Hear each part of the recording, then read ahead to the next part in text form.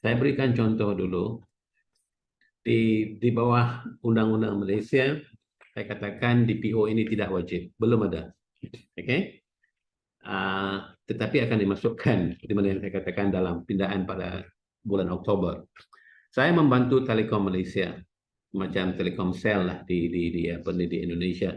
Jadi, apabila saya membantu mereka untuk comply dengan Undang-Undang PDP 5-6 tahun yang lepas, salah satu recommendation yang saya berikan kepada mereka ialah harus ada DPO, okey, ataupun privacy officer, ataupun terserah kepada organisasi itu kalau ingin memanggilnya sebagai chief privacy officer.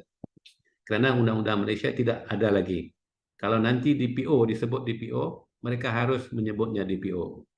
Jadi di dalam Telekom Malaysia ada chief privacy officer yang dibantu oleh, saya fikir, oleh 4 orang ataupun 5-6 orang membantu dia sebagai chief officer untuk memastikan bahawa Telekom Malaysia itu secara berterusan comply dengan undang-undang PDP Malaysia. Itu dari segi strukturnya, contohnya ya. Jadi pastinya sebagai seorang chief, saya cuba relate dengan soalan yang kedua, tugas-tugas mengikut personel. Kita harus tahu bahawa kalau dah jawatannya adalah Chief Privacy Officer, bermaksud dia adalah ada head, dia adalah ketuanya. Dan saya katakan tadi, di dalam konteks Telekom Malaysia, dia dibantu oleh 5-6 orang yang lain. Jadi, tugas Chief Privacy Officer pastinya adalah to ensure compliance dengan undang-undang PDP itu. Dan yang lain-lain membantu untuk comply, membantu untuk membangunkan ROPA, walaupun belum ada ROPA di Malaysia, membantu sekiranya ada berlaku kebocoran data, membantu sekiranya ada investigation daripada regulatory authority dan segalanya. Maknanya begitulah keadaannya. Maknanya Chief Privacy Officer ini adalah bertanggungjawab terhadap compliance secara keseluruhan dan dia dibantu oleh orang-orang lain di bawah itu. Apakah position mereka itu terserah, dan itu adalah business decision ataupun decision of a company. Tetapi yang penting ada seorang, ataupun yang penting kalaulah jabatan ataupun perusahaan anda itu terlalu besar, jumlah data yang diproses dan dikumpul, volumenya terlalu banyak, mungkin perlu ada department.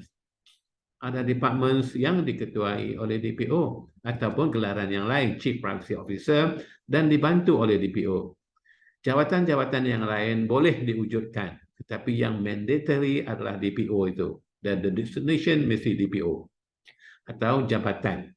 Karena di dalam undang-undang itu, dalam undang-undang PDPL itu disebut jabatan. Ya. Saya fikir itu menjawab juga soalan yang pertama. Satu department ataupun perseorangan. Terserah. Kalaulah perusahaan anda adalah perusahaan kecil, seorang individu yang bertindak ataupun bertugas sebagai DPO mungkin memadai. Itu jawapannya. Tetapi sekiranya perusahaan anda adalah perusahaan besar, jumlah data yang dikumpul adalah 20 million misalnya, mungkin perlu dipertimbangkan untuk mengadakan suatu department. Department ini berada di mana, itu terserah. Basically, compliance.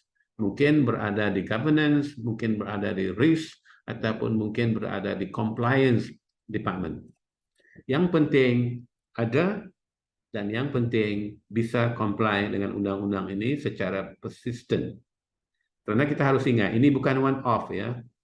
Tugas untuk comply ini bukan one-off, tapi secara konsisten dan persistent.